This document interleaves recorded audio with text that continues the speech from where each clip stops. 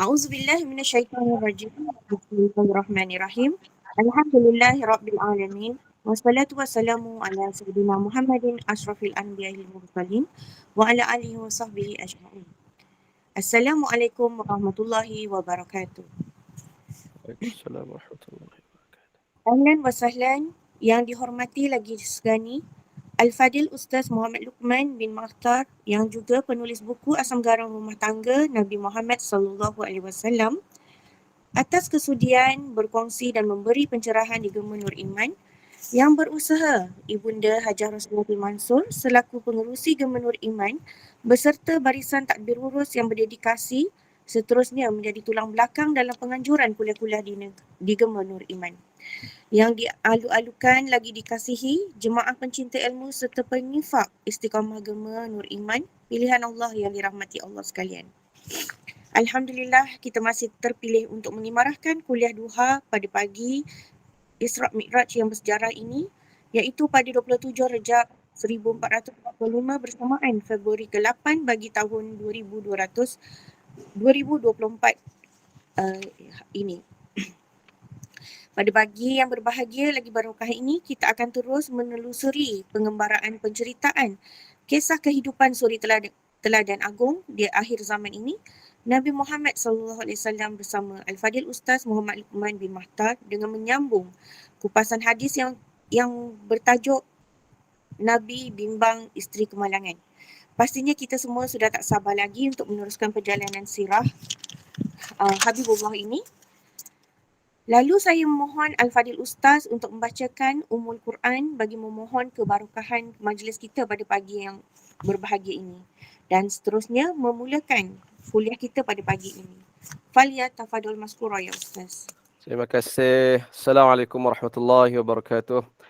الفاتحة. أعوذ بالله من الشيطان الرجيم. بسم الله الرحمن الرحيم.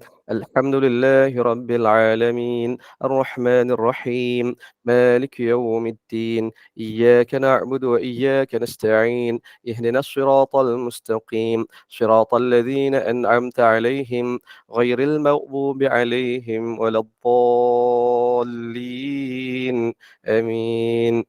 إن الحمد لله نحمده ونستعينه ونستغفره ونعوذ بالله من شرور أنفسنا ومن سيئات أعمالنا من يهده الله فلا مضل له ومن يضلله فلا هادي له أشهد أن لا إله إلا الله وأشهد أن محمدا عبده ورسوله اللهم صل وسلم على سيدنا وحبيبنا وشفيعنا ومولانا محمد وعلى آله وأزواجه وذرياته وأصحابه ومن تبعهم بإحسان إلى يوم الدين اللهم علمنا ما ينفعنا وانفعنا بما علمتنا وزدنا علما. Ya Allah, ajarkanlah kami ilmu yang bermanfaat, jadikanlah bermanfaat segala ilmu yang Engkau ajarkan kepada kami, serta tambahkan lagi ilmu kepada kami. Allahumma barik lana fi Rajab wa Sya'ban wa ballighna Ramadan. Ya Allah, berkatilah baki usia kami, kesempatan kami dalam bulan Rajab ini dan Sya'ban akan datang nanti, serta sampaikan kami kepada Ramadan. Allahumma sallimna li Ramadan wa sallimhu lana wa tasallamhu minna mutaqabbala. Ya Allah, serahkanlah diri kami kepada Ramadan dan Ramadan kepada kami, serta terimalah amalan kami dalam bulan Ramadan kali ini. Amin ya rabbal alamin. Alhamdulillah. Alhamdulillah, alhamdulillah. Saya doakan jemaah pengajian Gema Nur Iman walau di mana sahaja sihat walafiat semua, dan mudah-mudahan berkekalan kesihatan dan keafian itu sehingga kita bertemu dan bersama Ramadan untuk kali ini. Kita azam untuk jadikan Ramadan yang Allah berikan peluang sekali lagi ni sebagai Ramadan yang terbaik insya-Allah. Mudah-mudahan dengan usaha yang kita lakukan ini sebahagiannya yang diterajui oleh Hajah Rosniati sebagai pengurusi dan terusnya ahli jemaah sebagai orang kata penerus semangat dan kesinambungan ini, Allah permudahkan pada kita, pada hasrat yang kita nak itu tadi, bertemu dengan Ramadan insya-Allah. Baik, kita teruskan pengajian kita. Puan Pengurusi sudah sebut tajuk yang kita akan bincangkan sebagai permulaan dia, dengan tajuk Nabi Bimbang Isteri Kemalangan. Cuma saya nak beri gambaran awal untuk pengajian hari ini. Kita akan membaca agak banyak hadis yang selepas pada itu, kerana hadis-hadisnya agak pendek ringkas-ringkas sahaja. Ya, kita akan lalu insya-Allah, mudah-mudahan kita boleh mengutip sebanyak mungkin manfaat ilmu insya-Allah. Baik. Muka surat 115 daripada buku Asam Garam Rumah Tangga Nabi sallallahu alaihi wasallam. Kita masih lagi dalam bab 2 berkenaan dengan susah senang. Ini hanya sebahagian sahaja babak momen susah senang Nabi yang terakam, yang dimuatkan dalam buku ini, dan kita kena gali, kaji lagi dan lagi lah, banyak lagi masya-Allah yang belum kita ketahui, ya. Baik, antaranya kalau saya boleh kemas kini pembacaan saya yang terkini. Saya tahu saya kongsi kat sini ke tempat lain kot. Ya. Saya ada baca beberapa hari sebelum pada ni. Sebelum tu ibu-ibu sekalian mohon doakan saya. Minggu ni saya tak dapat gerak, terbengkalai kerja penulisan saya, kurang sihat. Ni alhamdulillah semangat ni untuk ni doakan, dan ini seminggu agak apa hari dah ni tak bergerak, tak menyentuh buku saya yang saya nak buat tu, jadi bimbang jugalah. Semakin terkejar-kejar dia, dan tak boleh nak, tak sihat tu dia main migraine, tak boleh tengok komputer, tak boleh buat apalah. Tapi saya teruskan pembacaan. Antara saya baru jumpa, masya-Allah, menarik fakta ni. Kalau dalam bentuk soalan, ya, pada hari ni, kalau zaman dahululah, proses kelahiran itu ada bidan dia kan. Ibu Nabi melahirkan Nabi, siapa? Soalannya siapa bidan? Siapa yang menyambut Nabi sallallahu alaihi wasallam? Ini saya baru jumpa riwayat ni, masya-Allah, dalam bacaan saya bila nak buat buku tu lah. Saya pun tak terfikir ni baca ada riwayat itu. Jawapan dia ialah mak kepada Abdul Rahman bin Auf, nama dia Asy-Syifa. Mak kepada Abdul Rahman bin Auf, sahabat Nabi yang terkenal kaya dia, hebatnya dalam berniaga. Ibu dia lah yang menyambut Nabi sallallahu alaihi wasallam masa lahir. Dia daripada Bani Zuhrah, sama kabilah dengan ibu Nabi lah, Bani Zuhrah. Ayah Nabi daripada Bani Hashim, Bani Abdul Muttalib, kahwin dengan Bani Zuhrah, ibu Nabi Aminah. Ni bidan daripada kampung dia sendirilah, dari keluarga sendiri. Abdul Rahman bin Auf dengan Nabi, dia ada hubungan keluarga sebelah mak. Sama juga Sa'ad bin Abi Waqqas dan beberapa orang sahabat Nabi lain lagi. Jadi menarik baru tahu bahawa tadi bidan Nabi yang sambut Nabi, mak Abdul Rahman bin Auf. Menarik. Ayah Abdul Rahman bin Auf pula, saya muatkan dalam buku saya ni, Madinah Takkan Rebah. Dia ada kisah dia meninggal, dibunuh. Dan Abdul Rahman bin Auf membesar dalam keadaan tidak ada ayah. Dah besar lah masa tu, dan dia lah menyara keluarga. Baik, itu sebagai selingan. Mari kita teruskan pengajian kita. Asam Garam 38, tajuknya Nabi bimbang isteri kemalangan. Wa Ayyub an Abi Qilabah an Anas bin Malik qal. Hadis ini perawinya, periwayatannya daripada Ayyub, daripada Abi Qilabah, daripada Anas bin Malik. Berapa kalilah kita dengar nama Anas. Dia berkata, qal kana Rasulullah sallallahu alaihi wasallam fi safar. Rasulullah dalam suatu perjalanan. Wa kana ma'ahu ghulamun lahu aswad, dan bersama Nabi dalam musafir itu, Nabi bawa seorang hamba Nabi berkulit hitam, hamba Nabi kulit hitam, dan biasanya habis sebut kulit hitam dia orang Habsyah. Seorang hamba berkulit hitam, yuqalu lahu Anjashah, yang orang panggil dia, nama dia Anjashah. Ini watak baru yang kita mungkin baru kenal dalam sirah Nabi sallallahu alaihi wasallam. Dia tak muncul namanya dalam perang, tapi muncul dalam riwayat sebegini, masya-Allah. Dan ini sahih Al-Bukhari. Nama dia Anjashah. Kenapa Nabi bawa dia ni? Apa tugasan dia? Yahdu. Dia tugas dia menuntun unta, driver kepada unta, kafilah ni. Faqala Rasulullah sallallahu alaihi wasallam. Satu ketika Nabi sebut kat dia, "Waihak ya Anjashah, ruwaidaka bil qawarir." Waihak, terjemahan bahasa dia celaka. Ni kita akan bincang. Nabi kata, celaka engkau wahai Anjashah. Ruwaidaka bil qawarir. Pelan-pelan bawa lampu kaca. Hadis ni pendek, tetapi dia mengandungi pelbagai berlapis-lapis hukum yang disaring, yang dirumus oleh para ulama. Ala kulli hal, hadis ini hadis sahih Al-Bukhari. Imam Bukhari bawa hadis ini, letak dalam kitab adab, dalam bab ucapan seseorang waihak, celaka kamu. Bolehkah tidak sebut waihak? Itu sorotan Imam Al-Bukhari daripada hadis ini. Dan seperti biasalah, apabila kita baca hadis, tadabbur kita meluas daripada itu. Hadis ni saya bawa dalam suratan rumah tangga, dia letak bawah tajuk Nabi bimbang isteri kemalangan. Apa kaitan ni? Mana kaitan dengan kemalangan Nabi bimbang tu di mana? Tak nampak kan? Itu kita kena baca riwayat yang berikutnya. Kita sediakan riwayat kedua, ketiga dan keempat. Baik, sebelum itu, mari kita memahami latar belakang peristiwa ini dahulu. Pertama, yang meriwayatkan ni Anas bin Malik. Dia kata Nabi dalam satu musafir. Soalan, musafir mana? Dalam riwayat yang lain kita akan tahu bahawa ini musafir Nabi pergi haji. Haji wada'. Haji Nabi ada satu sekali haji Nabi lakukan, iaitu itulah haji pertama terakhir, Hajjatul Wada' tahun ke-8, tahun ke-9 Hijrah, tahun 10 Hijrah. Itu haji. Dan dalam musafir ini, apa disebut haji wada', perjalanan itu kalau kira perjalanan agung lah. Agung bukan dari segi statusnya saja, agung juga dari segi penglibatan ramai umat Islam ketika itu. Berapa orang saja yang tinggal di Madinah yang lain ikut Nabi SAW. Laki, perempuan semua ikut haji Nabi yang pertama bersama mereka. Dan dari Madinah tu menuju ke Mekah dalam berapa ratus 400 kilometer dengan naiki unta, digabungkan pula dalam perjalanan itu dengan kabilah yang lain sepanjang perjalanan bergabung sampailah ke Mekah. Kira-kira menurut riwayat sekitar 10,000 jemaah. Ini besar, agung tak agung perjalanan haji itu. Baik, ini peristiwa dia. Dan dalam musafir ni Nabi bawa semua isteri. Kalau musafir sebelum pada ni pergi perang sana, pergi operasi sana, Nabi akan bawa seorang ataupun dua orang dengan kaedah mengundi. Adapun musafir ni Nabi bawa semua orang, semua isteri Nabi SAW. Ini latar belakang dia. Baik.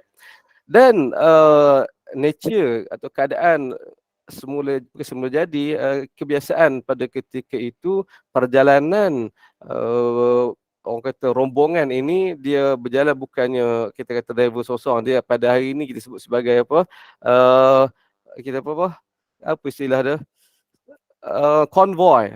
Konvoi, ada kafilah tu konvoi lah, makna berjalan bersama-sama, berkumpulan demi kumpulan.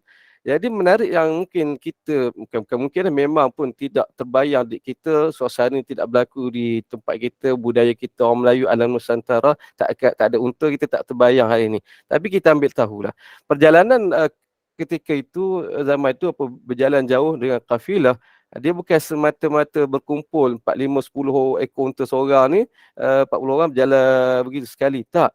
Dia ni berkumpul kafilah, satu kafilah boleh jadi 20, 30 orang. Tapi dia ada yang kat depan tu yang menuntun, yang tadi yang jadi driver. Dia orang kata driver kepada keseluruhan ni. Dia naik unta dia duduk depan sekali dan dia ada peranan dia. Ni sebagaimana Nabi bawa ni anjasyah, peran sebagai yahdu, ada dia sebagai penuntun unta. Apa tugas dia? Dia bawa depan tu unta dia, unta lain akan ikut di belakang dia tu, dan dia bukan sekadar bawa, dia menyanyi, dia bersyair, tu hadap, dia bersyair. Ini kita tak terbayang, saya pun tak pernah nampak secara realiti lagi, tapi kita baca riwayat, kita baca penjelasan ulama, oh macam ni perjalanan begitu. Yang penuntun ni, dia bagaimana dia nak kekalkan momentum unta tu berjalan jauh kan. Unta binatang manusia ada itu dia. Dan unta lagi lah kena jaga sensitif dia, dia meragam, dia buat pasal habislah. Jadi orang Arab tahu hal ini. Jadi macam mana nak kekalkan momentum itu, dia kena bersyair. Unta pun dengar lagu juga kan. Dia punya emosi bersyair untuk nak kekalkan gerakan unta itu. Dan sampai tahap mereka ada kepandaian bagaimana nak suruh unta tu bersemangat berlari. Dia bukan sekadar ketuk atau piak itu, tak. Dia menyanyi juga untuk semangat, menyanyi entah tak tahulah lagu macam mana, lagu apa, mungkin bukan balada lah, R&B, bukan mungkin apa zapin bahasa kita lah kan, yang rancak sikit, zapin ke apa, jadi unta tu semangat, jadi laju kan. Ada ketika nak suruh perlahan, dia akan nyanyi rentak perlahan, melu apa, bahasa kita hari ni lah, apa disebut dia balada ke, lagu apa Takat Jiwang lah kan. Jadi unta tu pelan. Itu peranan apa penuntun unta tu. Dan Nabi bawa dalam musafir ini penuntun unta ni hamba Nabi, nama dia Anjashah. Dia orang kulit hitam kita kenal. Dan satu ketika ni kita tak nak disclose awak cepat-cepat, kita akan baca riwayat yang berikutnya selepas pada ni. Satu ketika Nabi tegur dia. Kita boleh bayar kenapa Nabi tegur dia. Nabi kata, "Wahak ya Anjashah." Terjemahan bahasa, celaka awak Anjashah. Pelan-pelanlah bawa lampu kaca. Makna kata apa? Maknanya Anjashah seolah ketika itu sedang menuntun unta dengan lagu rancak menyebabkan unta tu laju sampai berlaku inilah, sampai Nabi pesan, pelan-pelan bawa lampu kaca. Baik. Ada dua perkara atau kemusykilan lagi yang kita kena jelaskan. Apa maksud wayhak, celaka tu? Pertama, yang kedua, apa maksud lampu kaca? Baik, untuk itu kita kena baca riwayat yang berikutnya. InsyaAllah. Baik. Hadis yang kedua, muka surat 116, muka sebelahnya. Anas bin Malik berkata, Nabi ada seorang penuntun unta, yang dengan lagu bernama Anjashah. Ni kita tahu. Dia seorang yang bersuara sedap. Nabi bersabda kepadanya, pelan-pelanlah wahai Anjashah, jangan pecahkan lampu-lampu kaca. Hadis riwayat Al-Bukhari, Imam Bukhari letak dalam kitab adab, dalam bab bahasa kiasan bukan kebohongan. Baik, itu hadis yang kedua. Sebelum kita baca hadis yang ketiga, dia merujuk pada cerita yang sama. Mari saya jelaskan apa maksud ucapan Nabi wayhak. Pertama, memang maksud bahasa wayhak maksud celaka. Saya dulu berkawan dengan sahabat kawan-kawan Arab, pernah kawan baik. Kita bergurau gini, dia pun marah senyum marah tu. Dia kata, wayhak ya Luqman. Sentak dalam hati tu, terasa. Kita faham bahasa sebut tu, wayhak maksudnya celaka.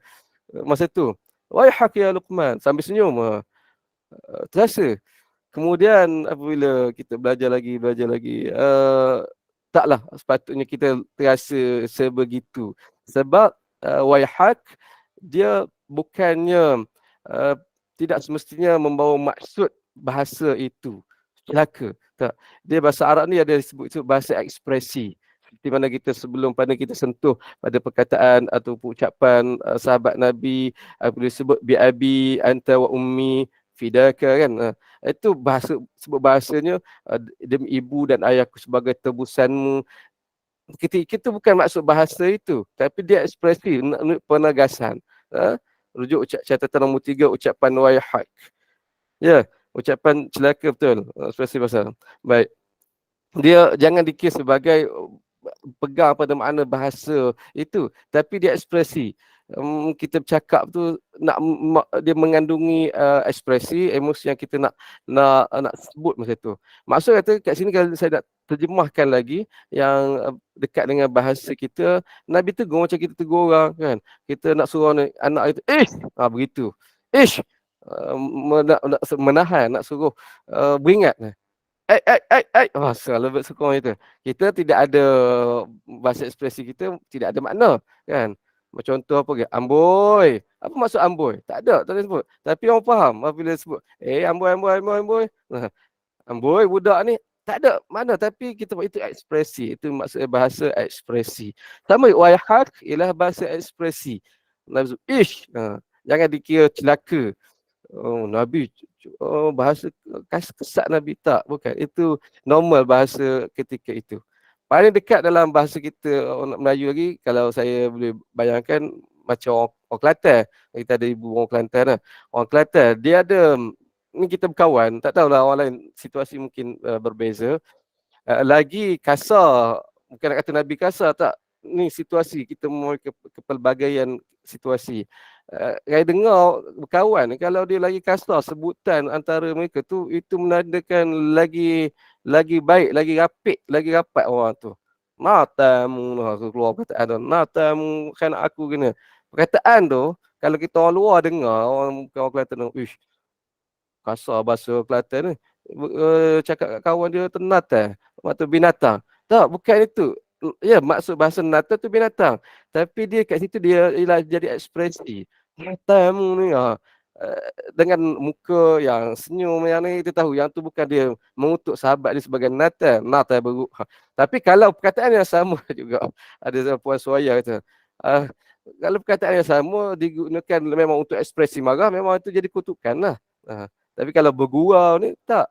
Ini bahasa ekspresi. Saya nak kait tadi dengan kata-kata Nabi wayhak, bukan Nabi yang mengutuk, tidak. Ini lumrah ataupun kebiasaan bahasa ekspresi ketika itu. Wayhak ya Anjasyah. Kamu ya Anjasyah. Begitu kan. Itu maksud supaya kita faham, jangan kata Nabi berbahasa kesat. Kat sini juga Imam Al-Bukhari tak jadikan keluarkan hukum ucapan wayhak boleh sebut ataupun tidak. Boleh dalam maksud tadi, bukan maksud mengutuk. Betul ada keadaan memang mengutuk. Wayhak, celaka engkau. Tu mengutuk, itu salah lah. Kat sini tidak mengutuk. Wayhak ya Anjasyah ruwaidaka bil qawarir. Ruwaida pelan-pelan. Pelan-pelan lah bil qawarir, bawa lampu kaca. Ini membawa kita kepada hadis yang kedua. Nabi sebut tadi, pelan-pelan wahai Anjasyah, jangan sampai pecahkan lampu-lampu kaca. Dan hadis yang sama, peristiwa yang sama ini Imam Bukhari letak dalam bab lain pula. Bahasa kiasan bukan kebohongan. Apa maksud dia? Nampak tak? Setiap perbuatan Nabi itu dia ada hikmah, ada hukum yang boleh disaring keluar. Dalam agama kita, adakah bahasa kiasan dikira kebohongan? Sebab adakah Nabi sebut lampu kaca ni merujuk kepada lampu kaca? Tak. Nabi rujuk kepada isteri. Nabi kiaskan. Bukan isteri Nabi saja, perempuan. Sebab begini, ni kita nak memahami lagi situasi. Dalam rombongan itu, rombongan besar itu, kita sebut pergerakan adalah mengikut kafilah, rombongan, konvoi. 10,000 mustahil. Dengan satu driver mustahil nak dengar, tak dengar unta. Tak.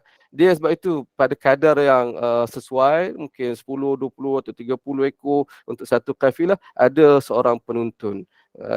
Yang ni 10, 20, 30 ekor unta, ada seorang penuntun dia. Ini konvoi masing-masing. Dan memang pun dalam riwayat lain kita jumpa disebut kana Anjasyah yahdu bin nisa. Anjasyah Nabi tugaskan dia bawa satu rombongan, satu kafilah perempuan sahaja. Anjasyah. Dan kebetulan rombongan itu ada semua isteri Nabi SAW dan wanita-wanita yang lain. Ini satu kumpulan. Nabi rombongan lain. Rombongan lelaki. Dan rombongan lelaki, wa kana Al-Bara' bin Malik yahdu birrijal. Rombongan lelaki dibawa oleh penuntun dia, seorang sahabat Nabi, Al-Bara' bin Azib. Al-Bara' bin Malik. Al-Bara' bin Aziz, sahabat lain. Al-Bara' bin Malik. Ini abang kepada Anas. Anas bin Malik. Ini seorang orang muda sangat berani. Cerita dahsyat lah. Tapi dalam sama dia suara sedap. Yang Nabi pilih, yang bertugas sudah tentu orang yang terbaik. Jadi begitu. Sebab itu kita ingat balik tak kisah sebelum pada ini yang unta Safiyah meragam. Kan? Nabi tak duduk sekali tu. Meragam, lepas tu kena tinggal, Nabi dapat tahu baru Nabi pergi datang balik kan. Itu suasana dia. Masing-masing kafilah dituntun oleh penuntun yang tersendiri. Baik.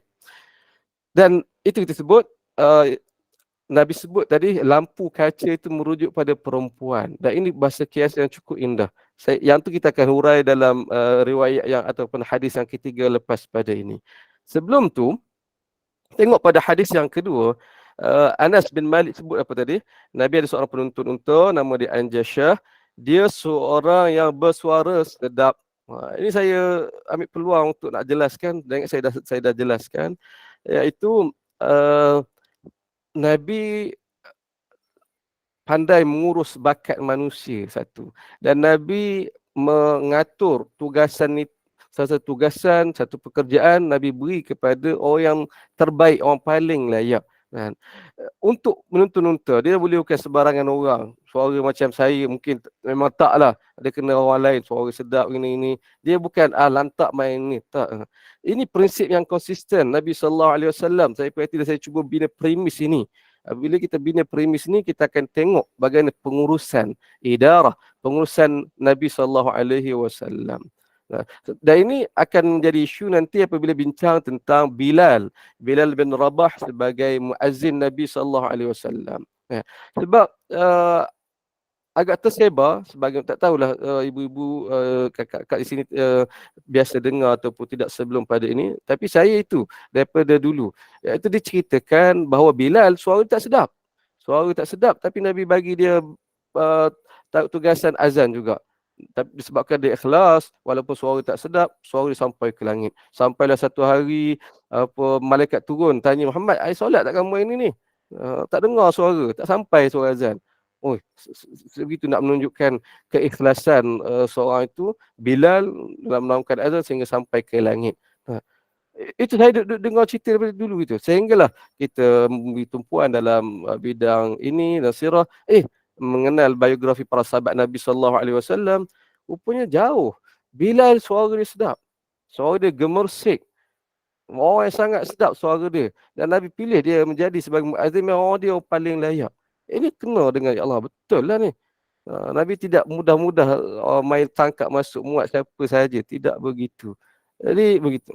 Ini satu titik saya nak sebutkan. Baik. Suara sedap. Baik, kita masuk pada hadis yang ketiga. Cerita dia sama saja.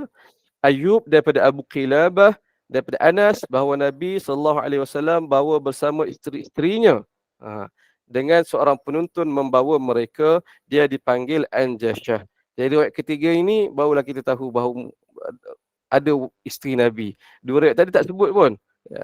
Kita dah cerita background, latar belakang kisahnya, kita dah maklum lah. Ada kafilah perempuan yang dibawa oleh seorang penuntun, Anjashah. Baik. Nabi bawa isteri dia.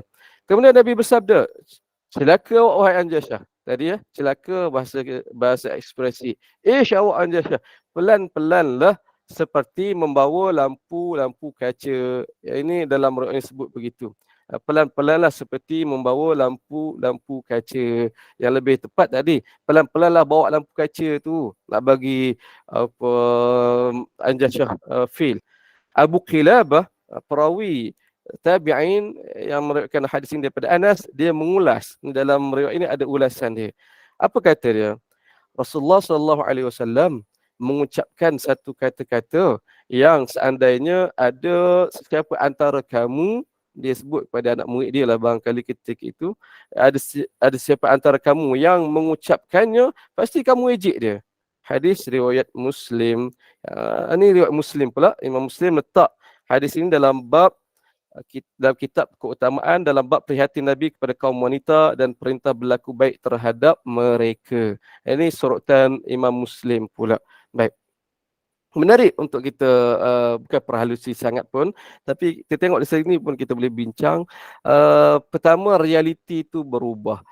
Sebelum pada itu, kita tahu bahawa Nabi sebut qawarir, lampu kaca itu ialah kiasan, merujuk kepada wanita.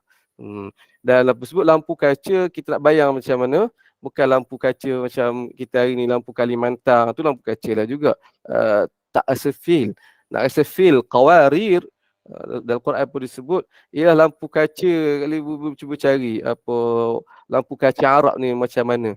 Biasa nak Ramadan tu ada gambar, orang tunjuk gambar poster dia gantung lampu, atau ibu-ibu pergi kedai Arab, kedai nasi Arab kan, dia ada antara perhiasan dia kat dinding-dinding tu lampu kaca yang klasik, itu lampu kaca. Cantik. Kemudian kalau yang cantik lagi, dia ada kaca-kacanya ada warna-warna hijau, biru, merah semua tu. Dalam tu diletakkan minyak, dinyalakan api. Dia jadi perhiasan yang cantik. Tapi fragile, pemudah pecah. Handle with care kan.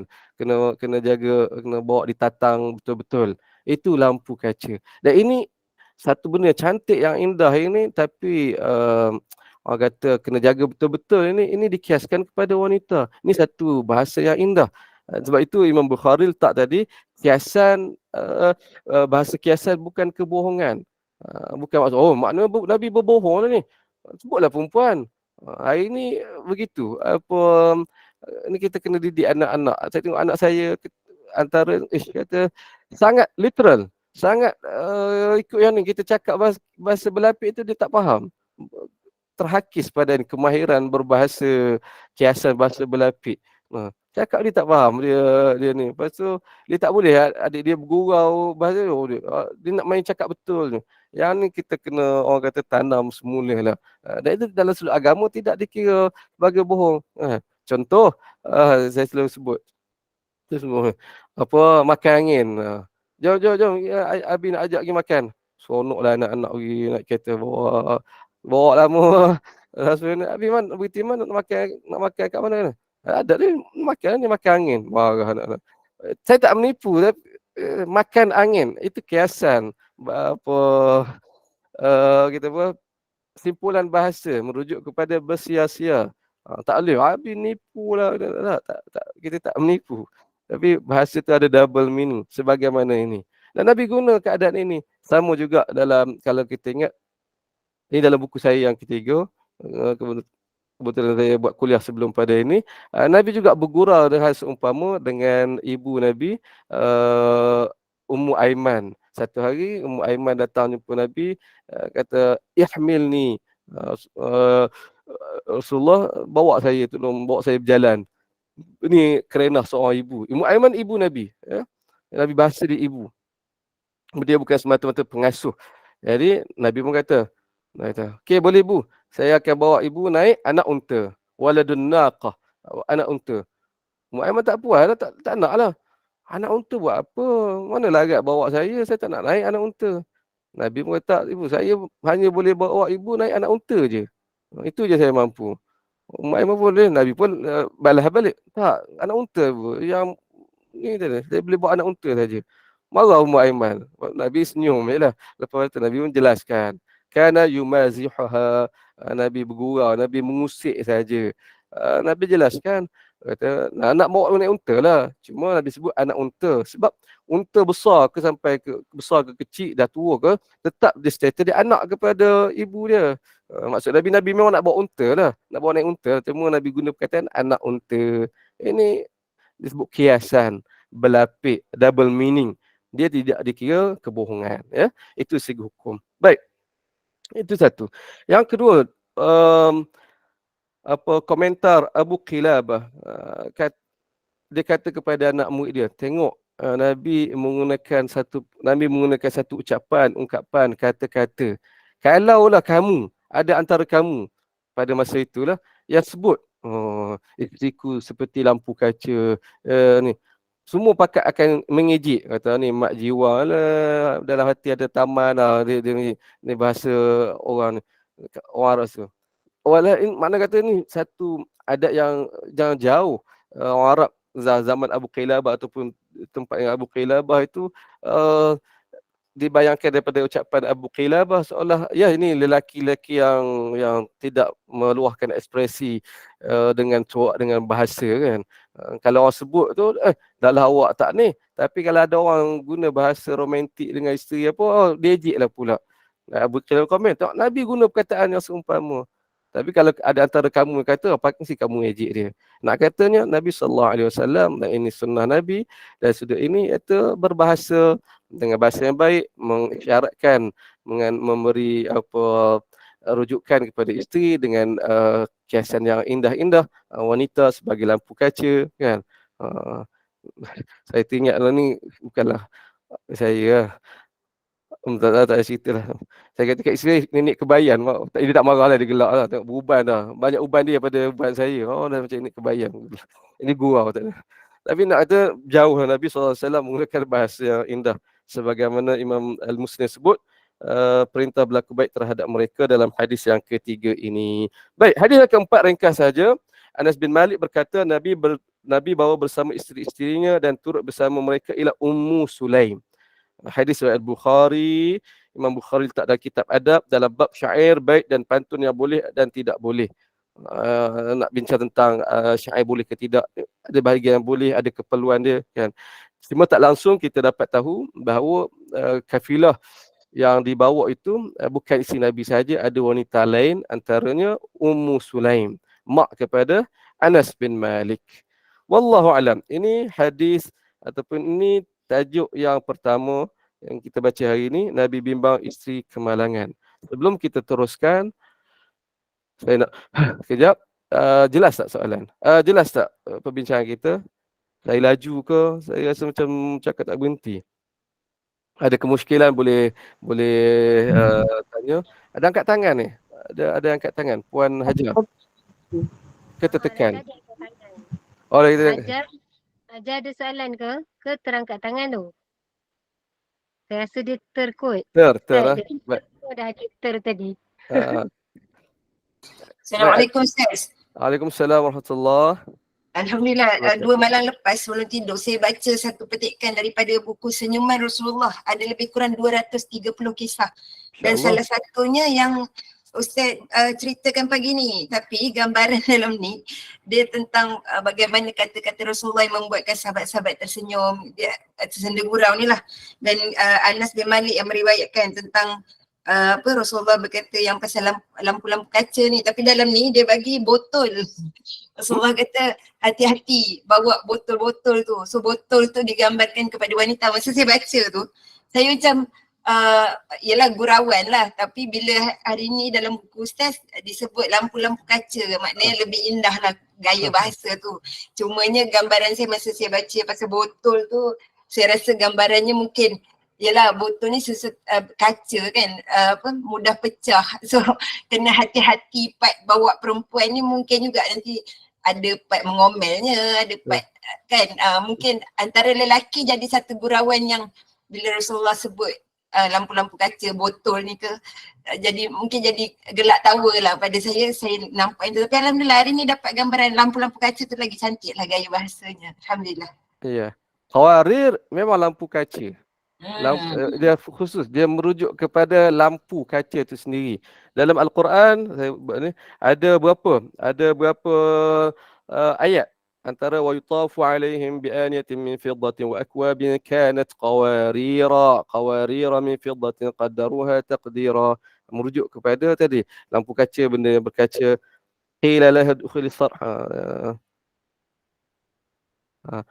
Lepas tu dalam kisah ni Nabi Yusuf, qawarir ya, ia dah lampu kaca. Botol, kalau sebut botol dia ada istilah yang lain. Zujaj boleh maksud botol ataupun kaca dalam bentuk penggunaan yang lain sebagai isi air, sebagai ni. Qawarir khusus tadi untuk lampu kaca. Alhamdulillah, mungkin penulis ni dia tak jumpa perkataan yang lebih tepat kot. Boleh jadi, tak apalah. Dia kita melengkapi, tak ada masalah. Ya, betul. Tapi semua wataknya samalah, Anjasyah semua ada. Anjasyah, dia tak boleh nak reka-reka. Baik, siapa ada, terima kasih. Ada tambahan lain, celahan lain? Assalamualaikum Ustaz. Waalaikumsalam warahmatullahi wabarakatuh. Ya.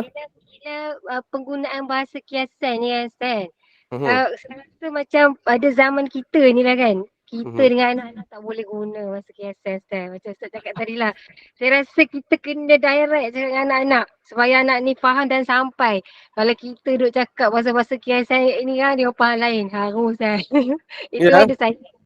Tapi biasa kiasan yang Nabi guna ni memang cantik lah kan. Mungkin bagi kita berfikir sebenarnya.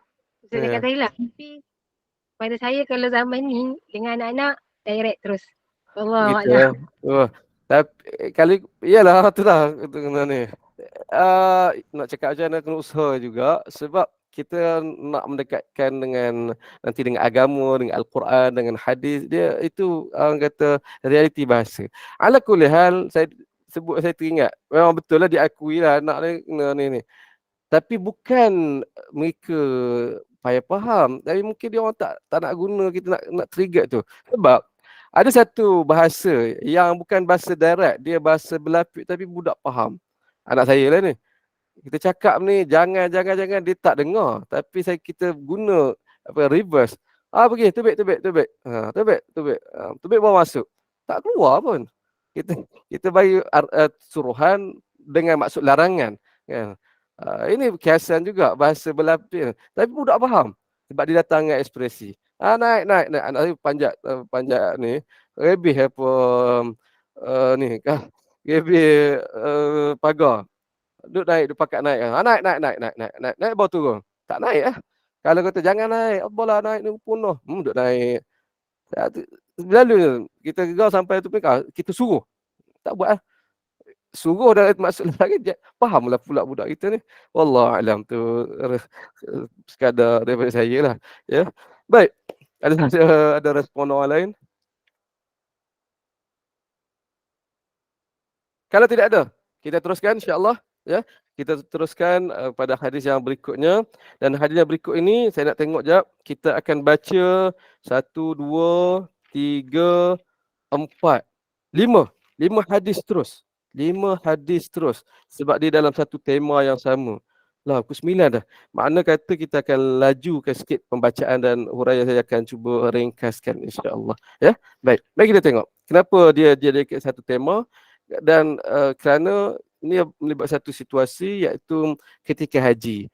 Dia rentetan daripada hadis yang kita baca tadi ialah dalam perjalanan Nabi pergi haji. Ni ceritanya dah sampai di Mekah nak berlakukan ataupun dalam musim haji. Betapa banyak peristiwa yang berlaku dan banyak lagi yang tidak kita muatkan di sini. Dan sudah tentulah apabila musafir berjalan pergi haji apatah lagi pelbagai orang kata susah senang itu berlaku. Dan tengok bagaimana Nabi menyantuni layan isteri-isterinya. Baik, kita tengok muka surat 118. Sayyidina Aisyah siapkan kalung kambing. Ini sebelum pergi haji. Ana Aisyah radhiyallahu anha qalat kuntu aftilul qala'id lin Nabi sallallahu alaihi wasallam fayuqallidul ghanam wa yuqimu fi ahlihi halalan. Ringkas saja. Sayyidina Aisyah berkata, aku sendiri yang pintal kalung-kalung penanda untuk Nabi. Lalu baginda mengikat kambingnya, kemudian baginda tinggal bersama keluarganya secara halal. Tak ihram lagi di Madinah. Hadis riwayat Al-Bukhari, Imam Bukhari letak dalam kitab haji bab memasang kalung pada kambing. Hadis yang kedua juga sama, dalam bab yang sama, tuan-tuan. Baik. Di sini kita letak tajuk dari surutan rumah tangga, isteri yang siapkan benda ni. Walhal kalau kita fikir dari kemungkinan yang lain, Nabi boleh suruh orang lain, hamba Nabi ke ataupun Anas bin Malik. Tapi yang isteri sendiri buat. Sayyidina Aisyah mungkin sendiri buat. Kerana dah tak payah pun. Yang kedua, dia berkaitan dengan ibadah. Ibadah kalau kita boleh buat, kita buatlah sepenuhnya. Baik. Sudut yang lain nampak macam ringkas, tapi dia ada hukum dari segi fiqh. Sebab itu Imam Bukhari letak dalam bab memasang kalung pada kambing. Situasinya begini. Kita mungkin tak biasa keadaan ini. Apabila seorang tu pergi nak buat haji, zaman dahulu, kita hari ni taklah, Nabi bawa atau sahabat Nabi bawa terus haiwan korban dia. Dan sebelum pada nak bergerak tu lagi, mereka dah pilih haiwan mana yang dalam banyak contoh kambing, ada satu kandang kambing 20-30 ekor, nak bawa seekor 2 ekor, yang mana nak diambil. Awalnya kita dah pilih siap-siap dan sudah tentu dia ada adab dia, pilih haiwan paling gemuk, yang paling sihat lah. Baik. Dan di tindakan Nabi akan tanda. Nabi akan ikat kalung pada kambing tu, tahu dah dalam kambing tu, kambing yang ada kalung yang ada orang kata rantai tak, ini kambing korban, diikat siap-siap. Soalan dia, perbuatan ini apa hukum dia? Adakah itu adat ataupun dia ada sebahagian pada agama? Menurut kita mazhab Syafi'i dan juga mazhab Hambali, ia ialah sunat. Sunat bagi seorang yang nak melakukan korban, dia bawa binatang sendiri, dia meletakkan kalung itu sebagai penanda, beza dengan orang lain, haiwan yang lain. Adapun mazhab yang lain, Hambali, mazhab Hanafi dan Maliki, mereka tidak. Ini Imam Bukhari secara tidak langsung dia bawa hadis ni, seolah dia pun nak mengatakan sunat perbuatan itu. Itu cerita dia. Baik, habis hadis yang pertama. Hadis yang berikutnya, Samgaran 40. Sayyidina Aisyah sedih kerana haid, Nabi pujuk. Al-Qasim bin Muhammad yaqul sami'tu Aisyah taqul, hadis ni perawinya Al-Qasim bin Muhammad, dia berkata, aku mendengar Sayyidina Aisyah pernah sebut, kharajna la nara illa al-hajj, kami satu ketika dulu kami keluar musafir dan tidak ada tujuan lain melainkan musafir itu untuk haji. Falamma kunna bisarif hittu, tak kala kami tiba di Sarif, nama tempat, aku pun haid. Fadakhala alayya Rasulullah sallallahu alaihi wasallam wa ana abki. Masa tu Nabi, lepas pada tu Nabi masuk jumpa aku, tanya khabar, tengok aku sedang menangis. Baik, sebelum kita lanjutkan, kalau boleh saya tanya soalan, sarif. Apa disebut sarif? Apa yang terbayang? Siapa boleh respon? Apa kaitan tempat ini? Ada tak sebarang orang kata maklumat yang sebelum pada ini? Apa disebut sarif? Teringat tentang apa? Sarif. Ini tempat yang masyhur. Hari ini ada lagi di Mekah, ada lagi. Saya pergi jejak di tempat sana. Sarif ialah tempat Nabi sallallahu alaihi wasallam nikah dengan isteri Nabi yang terakhir, Maimunah. Maimunah binti Al-Harith, Nabi nikah di Sarif. Saya sebut sebelum pada ini, tempat-tempat ini dia ada nama, dia muncul dalam hadis, dalam sirah itu, biasanya tempat itu tempat perhentian. Perjalanan yang jauh dari Mekah, dari Madinah ke Mekah, tak berhenti, bukan main berhenti, bukan main berhenti nak berhenti mana-mana macam kita lah. Perjalanan nak balik kampung bukan main berhenti ikut suka, dia tentu ada RNR dia, berhenti kat situ. Sebab apa ada RNR, kita berhenti RNR kat situ, ada keperluan yang kita perlu tandasnya, nak makannya, nak isi minyaknya. Begitu juga zaman itu ada perhentian-perhentian yang khusus. Kat situlah ada telaga, ada perkampungan, ada sumber air untuk diberi minum, diberi minum kepada haiwan. Tempat-tempat itu dah spesifik. Antaranya nak sampai ke Mekah, ada nama tempat yang khusus, ini Sarif. Berhenti di Sarif. Sarif, dia nak sampai ke Mekah dalam 12 kilo pada hari inilah. Pada kiraan hari ini, ikut jalan raya hari ini, 12 kilo nak sampai ke Masjidil Haram.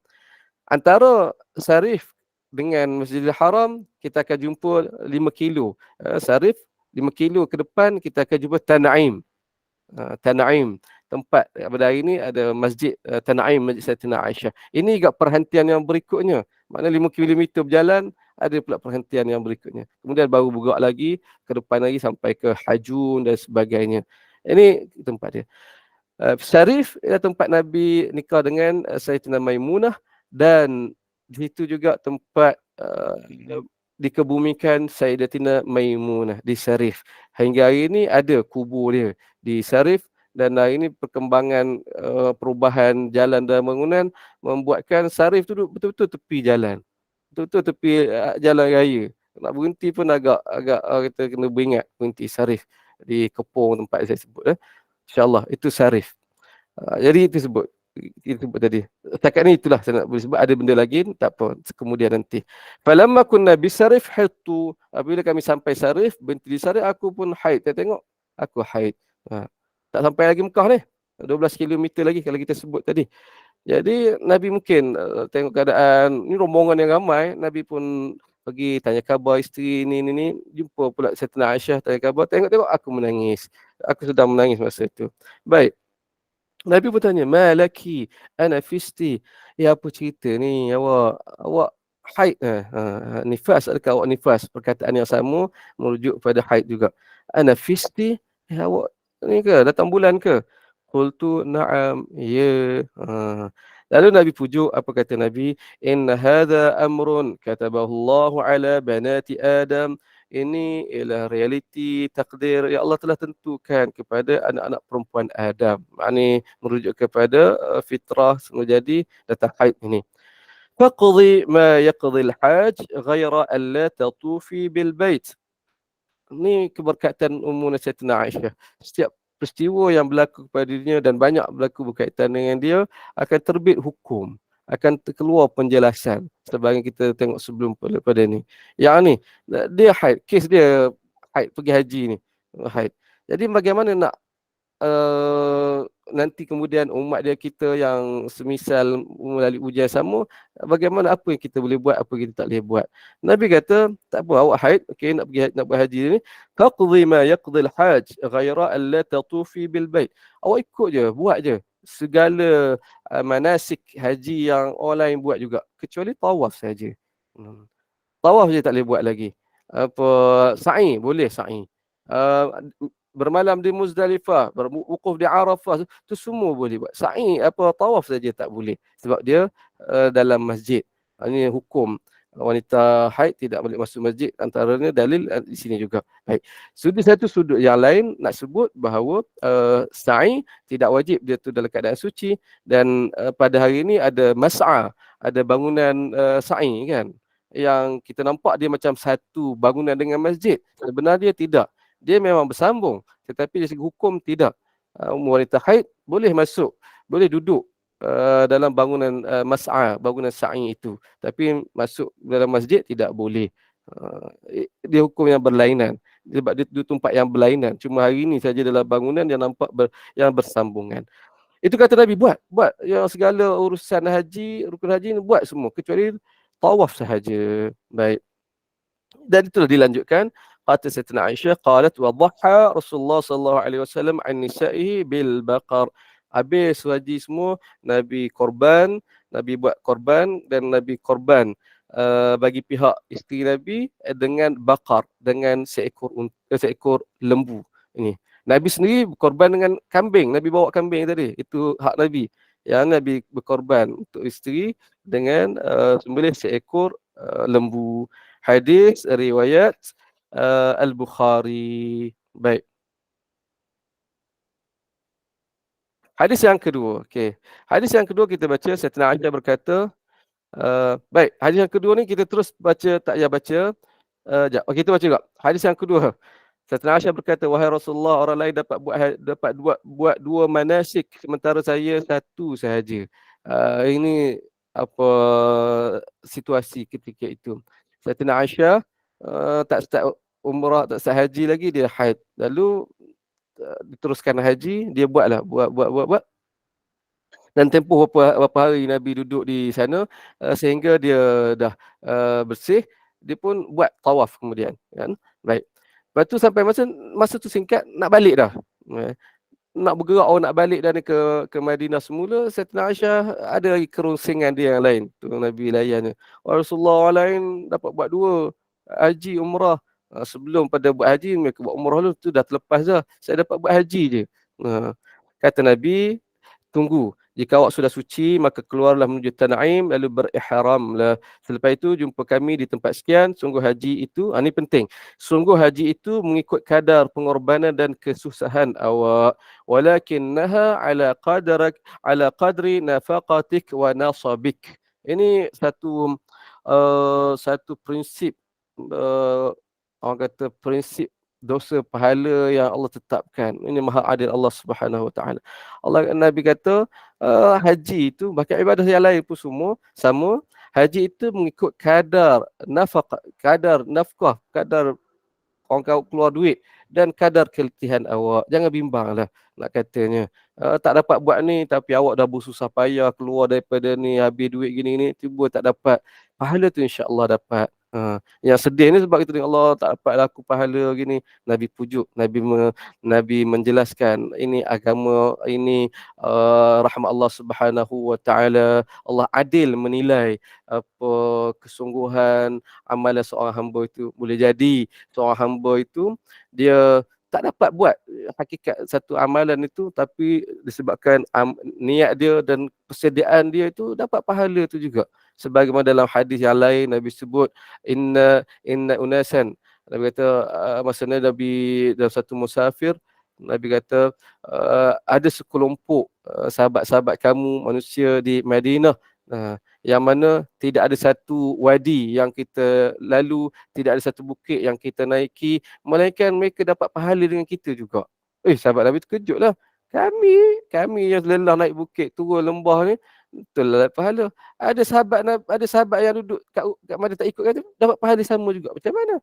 Nabi kata habasahum, mereka terhalang dengan penguzuran. Mereka nak pergi, kalau kata tidak ada halangan tu mereka nak ni kesungguhan mereka tu, tapi tak dapat. Allah bahagi pahala. Allah, ini rahmat Allah Subhanahu Wa Taala. Baik, itu hadis yang kita baca tadi. Sayyidatina Aisyah sedih, Nabi pujuk. Bagaimana Nabi pujuk hal ini? Kita baca hadis yang berikutnya. Asam Garam 41, Nabi tunggu Sayyidatina Aisyah selesai umrah. Ibnu Abi Mulaikah an Aisyah radhiyallahu anha annaha qalat. Sayyidatina Aisyah ceritakan peristiwa ini, ya Rasulullah yarji'u ashabuka bi ajri hajjin wa umrah. Ni sama dengan hadis yang kita baca sebelum pada ni. Dia mengadu kat Nabi, wahai Rasulullah, sahabat-sahabat awak yang lain balik pulang bawa pahala haji, bawa pahala umrah. Walam azid 'alal hajj. Saya dapat bawa balik pahala haji sahaja. Dan Nabi jelaskan dalam riwayat tadi kan, dapat kadarnya sama. Lalu kata Nabi, faqala laha, Nabi pun sebut kat dia, idhabi wal yurdifki Abdurrahman. Ginilah, ada masa ni awak pergi biar bagi Abdurrahman bawa awak. Abdurrahman ialah abang kepada Sayyidatina Aisyah. Nabi kata biar Abdurrahman bawa awak bonceng. Ke mana? Ke Tan'im. Fa'amara Abdurrahman an yu'miraha min at-Tan'im. Nabi arahkan Abdurrahman bin Abu Bakar untuk bawa Sayyidatina Aisyah ihram di Tan'im. Fantadharaha Rasulullah sallallahu alaihi wasallam bi'a'la Makkah hatta ja'at. Nabi tunggu dia selesai. Masa tu Nabi duduk di A'la Makkah, di bahagian Ma'la, sampailah Sayyidatina Aisyah selesai. Ini peristiwa ini berlaku nak habis dah, nak balik, nak bergerak dah. Si Nabi, Sayyidatina Aisyah mengadu lagi hal itu. Nabi tak apa, gini. Nabi tunggu. Kalau kita kira Allah, kalau kita selesai lah. Sebab kalau kita tak dah lepas dah haji, umrah tu ni, apa, dah isteri tu nak sangat, Nabi layan lah juga. Ini Nabi suruh Abdurrahman, abang kepada Sayyidatina Aisyah, untuk bawa pergi ke Tan'im, kemudian masuk ihram, selesai buat umrah, tawaf, sa'i, kemudian ni Nabi tunggu di Ma'la. Baik. Itu kisah dia.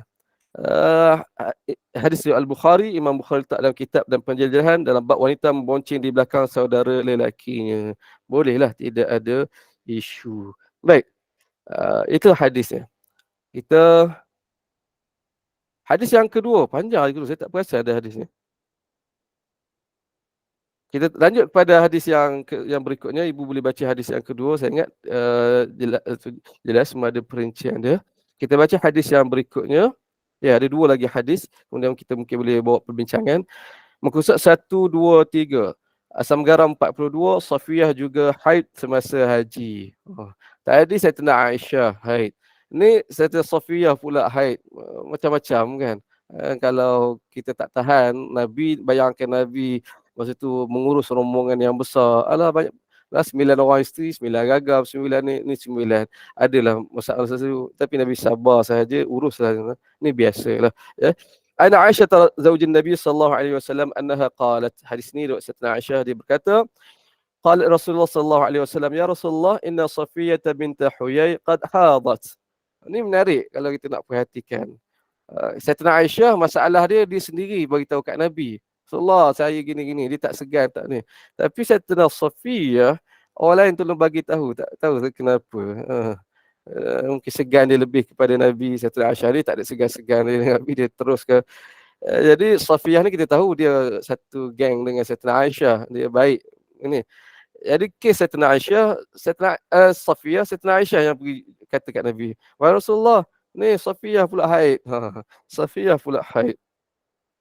Mana ni masa nak balik semua ni. Qala Rasulullah sallallahu alaihi wasallam, la'allaha tahbisuna. Sudah. Dia akan melambatkan kita lagi ni. Saya membayangkan situasi ni berlaku tadi Sayyidatina Aisyah selesai dah tawaf, orang lain nak ni, Safiyah pula tiba dapat keadaan dia juga haid. Walhal ada satu ibadah lagi yang tak buat ketika itu. Apa ibadah tu? Iaitu tawaf wada', tawaf perpisahan. Tengok Safiyah haid, tak boleh buat tawaf kan. Nabi kata, sudah, lambat ni nak tunggu ni. Kalau nak tunggu dia baru haid, nak tunggu 7 hari ke lagi. Baik. Nabi tanya, alam takun tawafat ma'akum? Adakah haji sebelum ni dah tawaf? Ya. Qalu bala, ya dah lah cukup haji. Kalau macam tu fakhruji, jom keluar terus, kita bergeraklah. Baik, ini hukum. Dia ada hukum kat sini. Hadis-hadis sahih Al-Bukhari, Imam Bukhari letak dalam kitab haid, dalam bab seorang wanita mengalami haid setelah melaksanakan tawaf ifadah. Tawaf ifadah ialah tawaf rukun haji itu sendiri. dalam ibadah haji, dia bukan rukun tapi wajib haji, iaitu sebelum kita berpisah tinggalkan Mekah dan kita nak berakhir daripada ibadah haji kita, yang terakhir ibadah kita ialah tawaf, tawaf perpisahan, tawaf untuk kali terakhir kan. Siapa yang pernah pergi haji boleh respon hal ini. Saya tak ada rezeki lagi pergi haji kan. Dah buat tawaf itu dah tak boleh buat apa dah. Ni tak boleh dah. Ini berdasarkan hadis Nabi sallallahu alaihi wasallam. Nabi sebut la yanfridanna ahadukum hatta yakuna akhir ahdihi bil bait. Jangan seorang kamu terlepas atau berpisah dengan masjid, dengan Kaabah dengan Mekah ni, melainkan terakhir urusan dia dengan itu ialah tawaf. Baik. Kita mazhab Syafi'i pun sama. Apa hukum tawaf wada'? Dia menjadi wajib sebelum nak keluar dari Mekah, kena tawaf dulu, tawaf wada'. Baik. Ini sepakat dalam haji. Baik. Bagaimana bagi situasi wanita yang haid? Dia selesai buat haji yang sebelum pada ni kan. Tinggal lagi tengok nak balik ni, datang haid. Adakah dia kena menunggu sebab Nabi kata tidak boleh tinggal melainkan buat ni? Tidak. Dia terlepas daripada itu. Itu maksud itu yang kita bersaring hukum dari sudut daripada hadis ini. Wanita yang haid sudah tidak diwajibkan untuk melakukan tawaf wada'. Ya. Baik. Satu. Saya sentuh sebagai selingan yang haji tidak ada, orang kata tidak ada isu sangat memang ni. Adapun umrah, adakah wajib tawaf wada' ini, umrah? Qaul dalam mazhab kita Syafi'i yang mengatakan wajib. Tapi ada pandangan yang mengatakan tidak. Yang ni ada perbincangan lah apabila kita buat umrah. Siapa yang nak betul-betul ikut, dia kena ni lah. Hatta nak keluar pergi ke Taif, keluar sekejap pun dia kena buat tawaf wada'. Kalau tak pegang pada pendapat itu tak apa. Tapi saya wallahu alam, saya mengatakan tidak wajib lah. Berdasarkan dari dalil ada. Ini untuk umrah. Baik, selesai hadis yang ni. Ya. Safiyah juga haid semasa haji. Baik. Hadis yang terakhir. Ummu Salamah pula sakit. Ini masa haji, kita patah balik.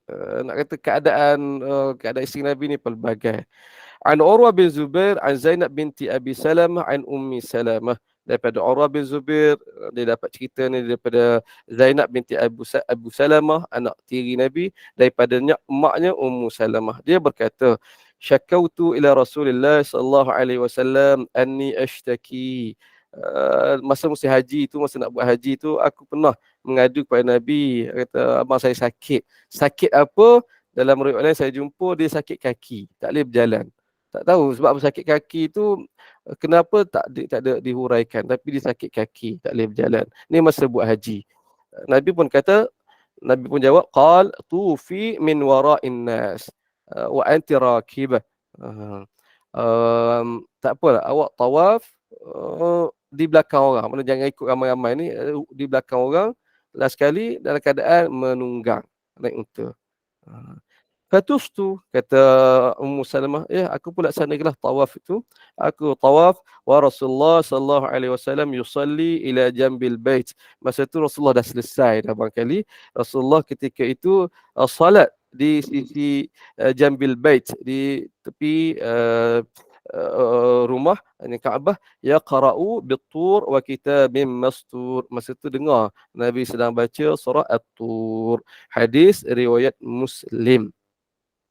Nabi solat ni kat mana? Di Jambil Bait, di mana perincian lain menyebut Nabi solat di tepi. Kalau pintu Kaabah itu Nabi sebelah di tepi, masuk sebelah kanan. Sebelah kanan. Dekat. Nabi tak solat di sebelah pintu Kaabah di sebelah tepi kan, dekat dengan Hajar Aswad sebelah kiri tu. Nabi tak solat sini, Nabi solat sebelah sini. Sehingga pada beberapa ketika sebelum pada ni ada tempat Kaabah tu ada kawasan solat kat situ, dipanggil Musalla Jibril. Hari ni kita akan nampak kalau boleh pergi dekat ataupun masa solat di sekitar Kaabah tu, yang dekat dengan pintu Kaabah, di bahagian Syazarwan, seketing Kaabah tu ada satu bahagian yang ada batu-batu, ada batu warna kuning. Biasa kat situ tempat imam Majahara akan jadi imam, menghadap situ. Itu tempat Nabi solat biasanya. Baik, wallahu a'lam.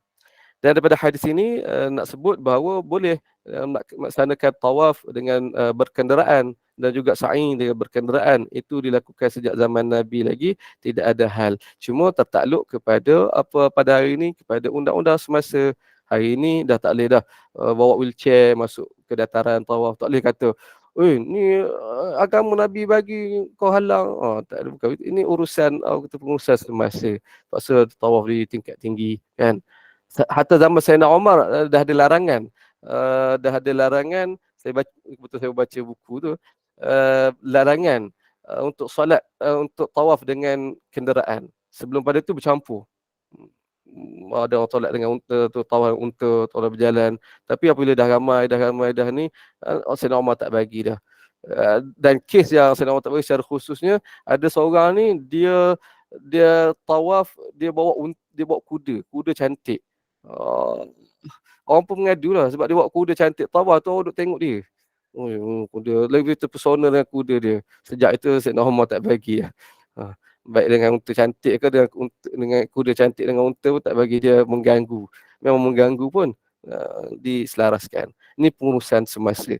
Wallahu alam. Habis hadis kita, saya lajukan sebab hadis yang selepas pada ni tema dia lain dan perlukan masa perbincangan yang lebih mendalam. Saya nak berhenti setakat ni. Saya serah semula kepada pengurusi. Saya buka kepada perbincangan, persoalan kepada jemaah. Dipersilakan. Ada Puan Aiki Ros, angkat tangan. Ya Ustaz, Assalamualaikum. Waalaikumsalam warahmatullahi wabarakatuh. Nabi SAW ni pergi haji satu kali je kan? Ya. So dalam satu haji tu, dalam satu haji itulah yang macam-macam peristiwa isteri Nabi ni Betul. Oh, okey. So hikmah dia untuk hukum hakam untuk kita pada zaman sekarang ni lah Ya, betul. Memang begitu. Tidak ada sesuatu yang berlaku dalam kehidupan Nabi dan isteri yang sia-sia. Semua ada, kalau tak ada hukum, dia ada kaitan dari segi teladan akhlak. Baik Ustaz, terima kasih. Sama-sama.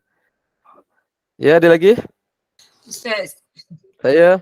ni pengajaran yang saya ambil daripada hadis yang tentang gurauan tadi tu. Okey. Ini pesan untuk diri saya dan juga mungkin yang lain jugalah. Pertama, bergurau gunakan bahasa-bahasa yang kasar tu jangan cepat suntak. Jangan suka nak bagi persepsi buruk terus. Berlapan ada. Nabi aja yang tu sebenarnya. Dan keduanya, kalau dengar suami isteri ke sesama keluarga, mungkin gurauan tu kita dengar macam Ustaz kata tadi lah, bahasa tu macam kasar kan. Kalau dalam ni celaka, lepas tu tadi apa, beruk natal kan, tu Kelantan. Natal beruk. Yang mendengar tu jangan terus judge teruknya family dia ni, janganlah. Pada saya pesan yang tu lah. Mungkin di hari raya nanti kita akan jumpa macam-macam keluarga kan, ramai yang akan berkumpul. So benda ni raihkan sebab Rasulullah ada pendidikan rupanya kat sini. Wallahualam. Terima kasih banyak Ustaz. Baik. Itulah. Kita jangan menilai orang dengan budaya kita. Sama juga kita belajar hadis, belajar sirah, kita dan tak sedar kita membaca sirah tu dengan penilaian realiti hari ni. Kahwin hamba, tu antara. Maksudnya tak, kita kena letak nilai dengan budaya ketika itu. Samalah juga saya, kalau kita kata antara kita lah penilaian kita kata kasarnya orang ni ada dua kan. Pertama orang Melaka, yang kedua orang Terengganu. Itu dah saya sembang. Orang Kasarnya Kedah Ustaz ke satu. orang Kedah tak tahu. Orang Kedah Orang suka cakap ni garang. Garang. Saya Tuan sembang tu macam gaduh, sabar je lah. tapi tak, tu biasa dia. Melaka apalah istilah dia, kasarnya. Kita padahal tak budaya begitu. Sama kalau Perak, kalau Perak ada kelainan dia juga antara saya rasa kasar dan itu diakui oleh Perak sendiri. Saya Perak, Sungkai. Orang Sungkai bahasa dia, kalau ni tak tahulah, mungkin ada ibu-ibu orang Perak. Dia berlainan sikit, dia straight forward. Pertama kali saya pergi beli barang, kata apa layan tak layan. Rupanya tu cara dia dah. Kedah lah sempoi, Kedah sempoi. Saya Kedah pengalaman saya ingat lembut, agak lembut. Wallahualam. Ustaz, orang Melaka yang cakap apa tu, orang Melaka Town Ustaz. Lahawau tu Melaka Town, kita orang tak ada. Tak boleh nak kata semua Melaka ya. Betul, pengalaman masing-masing. Itu Ustaz, sebab saya tak cakap lawa. Saya pergi kalau orang tu cakap lawa, saya pun terasa. Oh Kita tak gitu? biasa kan? Kita tak biasa ayat-ayat macam tu. Macam tu. Betul. Putau alam. Kau ni jangan nak apalah istilah. Oi. Ustaz, Ya, Perak saya cakap tumpur Ustaz, tumpur. tumpur ha. Perak sedap bahasa dia. Allah alam. Baik, cerita-cerita bahasa pula Penting, bahasa penting untuk bukan bahasa sendiri tapi realiti bahasa tu penting sebab dia kita untuk memahami Al-Quran, memahami supaya kita tidak berlaku salah faham. Dalam Al-Quran begitu banyak ayat-ayat mutasyabihat, ayat yang ni itu sebenarnya boleh difahami dari sudut bahasa. Yadullahi fawqa aydihim. Tangan Allah di atas tangan mereka. Adakah maksud tangan Allah tak ada tangan? Tak. Dia ada maksud itu, makna Allah bersama dengan memahami situasi. Apabila Allah sebut yadullahi fawqa aydihim, zaman dahulu apabila mereka berbai'ah, mereka letak tangan.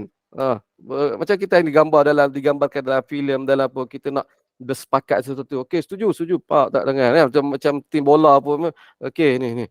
Jadi, itu nak tunjukkan ada kesepakatan.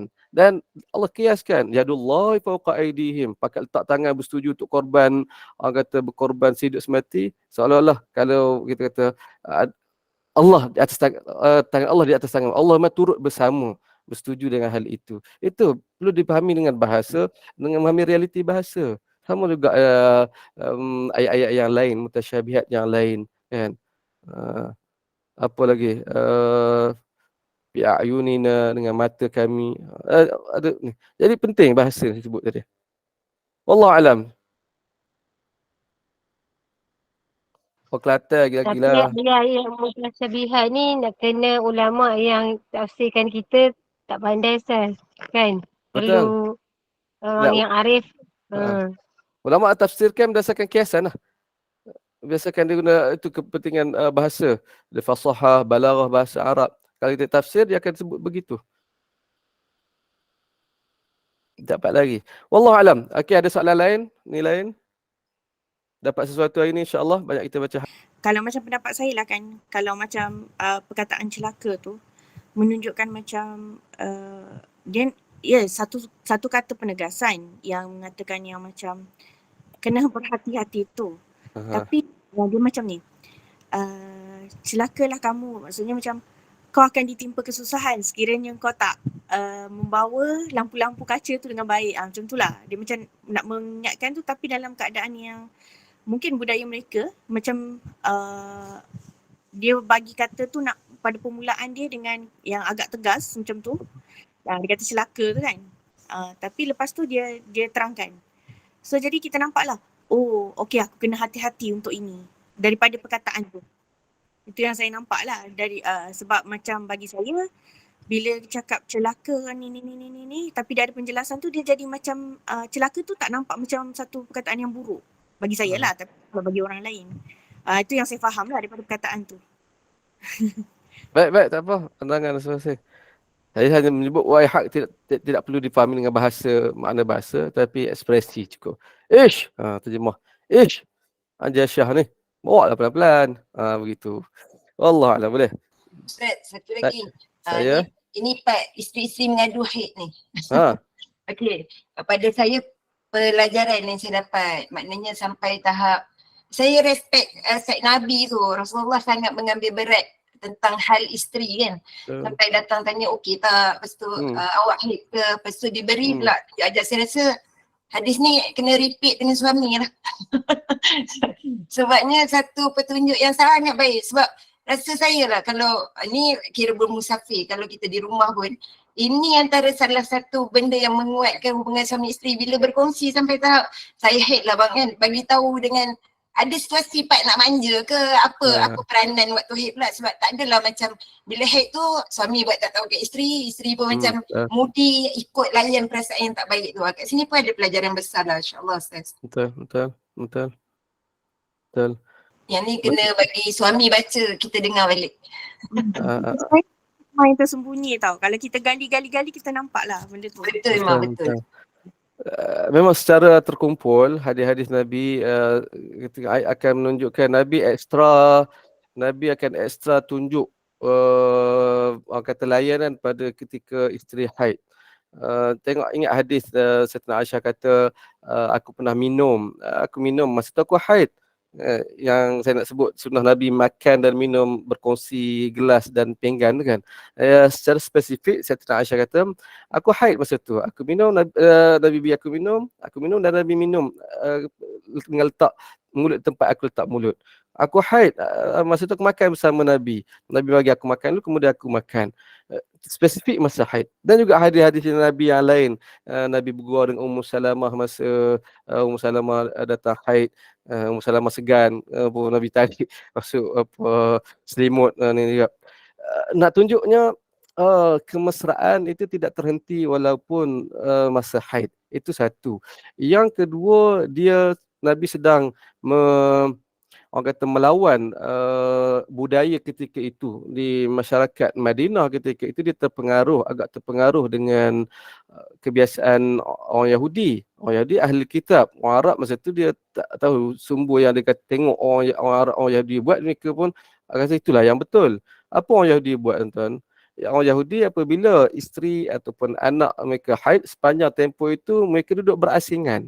Isteri duduk kat luar rumah lain. Anak pun ni. Sampai habis haid, tak boleh makan sekali, tak boleh ni. Kemudian habis tu baru duduk bersama balik. Dan ini Nabi banteras adat ini. Sebahagian orang Arab ketika itu, masyarakat Madinah ketika itu terikut hal yang sama juga. Lalu Nabi jelaskan tentang haid. Haid tidak ada masalah. Iaitu ketetapan Allah untuk banat, anak perempuan Nabi Adam. Selain daripada itu tak ada apa. Makan bersama normal, tidur bersama normal, cuma tak boleh nak bersama yang tu sahaja. Kemesraan tetap berterusan. Begitu. Dan kita tengok Allah Islam, Masya Allah. Dan tak mengejutkan, saya dah sentuh tak dalam buku saya ni, saya tengok ada. Hingga pada hari ini ada lagi budaya itu di sebahagian masyarakat dunia pada hari ini. Antara di Nepal ada budaya tu. Isteri yang haid, anak yang haid, sepanjang tempoh itu mereka tak boleh duduk serumah. Mereka duduklah, kalau yang mampu adalah buat rumah sendiri, buat berasingan. Yang tak mampu duduk dalam kandang lembu, kandang kambing.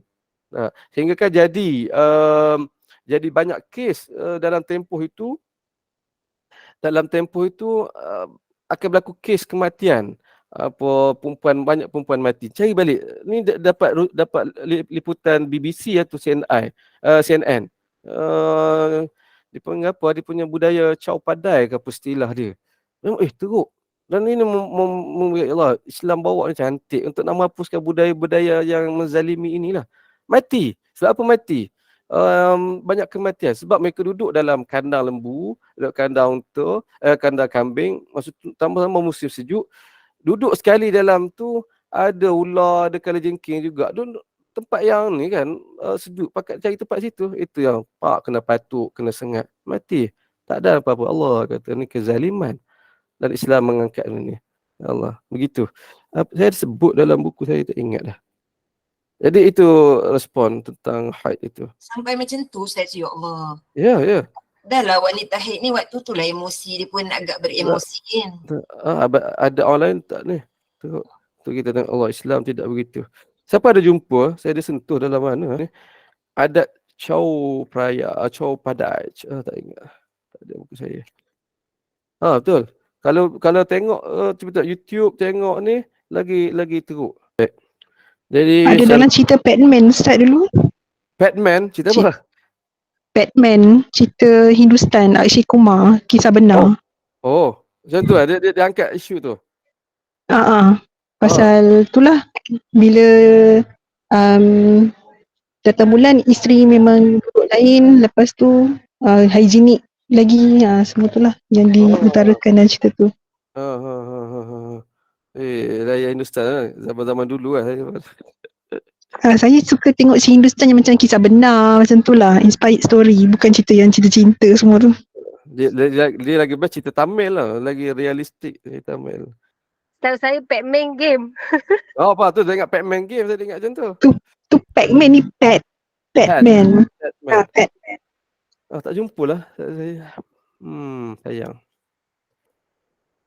Nanti Rasa Ustaz ada mention hari tu pasal kat mana? saya tak ingat lah Ustaz, saya kat luar.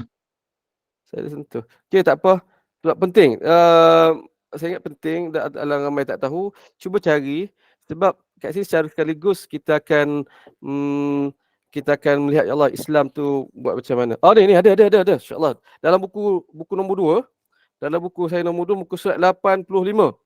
Tradisi Chau Padi di Nepal. Ejaan dia kalau buat carian CHHAUPADI. Chau, saya sebutlah ni ya. Tak betul tak? Chau Padi di Nepal. Al Jazeera ada buat liputan. Saya buat liputan Al Jazeera. Cuba buat carian. Akan tengok ya Allah dahsyat macam mana ni. Wallahu alam. Saya buat catatan khas dalam buku saya. Berapa tadi Ustaz? Saya? Muka surat berapa tadi?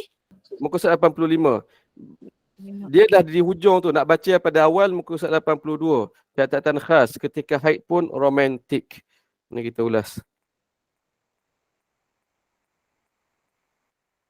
Tak sampai hati nak tonton. Dia tak ada ni, tapi dia buat temu ramah, dia tengok suasana. Adalah gambar sian video ni, gambar orang tangkap gambar budak perempuan duduk tu, rekod tu di celah-celah kandang lembu. Oh, sedih tu. Allah akbar. Dan syukur kita Allah bagi kita agama Islam. Alhamdulillah. Baik, saya berhenti setakat ni. Ada soalan, ada apa? Tajuk pun pondok datang bulan. Tajuk apa? Tajuk tu lah pondok datang bulan ragut mangsa tradisi kuno. Oh, ada. Ada Ustaz. Oh ya zubillah.